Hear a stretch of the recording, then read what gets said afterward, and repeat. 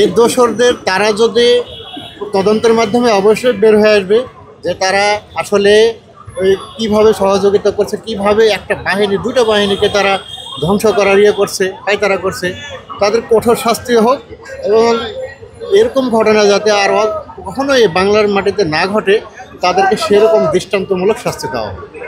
আমাদের বার্তা স্পষ্ট, আমাদের বার্তা একটাই, আমরা যারা ক্ষতিগ্রস্ত বিডিআর 2009 সালের 25 এবং 26শে ফেব্রুয়ারি পিলখাটানের ঘটনায় যারা বিভিন্নভাবে চাকরিচ্যুত হয়েছে, এই বিশেষ আদালতের মাধ্যমে সিও কোর্টে যারা চাকরিচ্যুত হয়েছে তাদেরকে পুনর্বহাল করতে হবে এবং বিগত 16 বছরের সুযোগ সুবিধা সহ আমাদেরকে পুনর্বহাল করতে হবে। এটাই আমাদের মূল দাবি।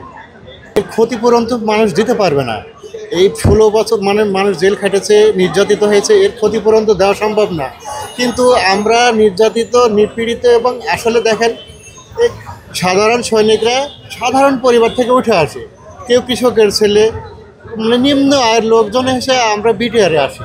তাহলে আমাদের সম্বল বলতে আর কি ওই চাকরিটাই ছিল, যে বয়সে মানুষ ইনকাম করে ওই বয়সে আমরা চাকরি করেছি। এই 6 বছর 7 বছর চাকরি করেছি, 4 বছর 5 বছর জেল খেটেছি। তাহলে তার আর ভবিষ্যতে কী থাকতে পারে? তা আমাদের কাছে, সরকারের কাছে অনুরোধ, আমাদের সুযোগ সুবিধা দিয়ে, কিছু টাকা পয়সা দিয়ে, আমাদের পেনশন দিয়ে যাতে আমাদের পায়ে দাঁড়ানোর মতো একটু স্বাবলম্বী করার সুযোগ করে দেয়, এটা আমাদের সরকারের কাছে আরও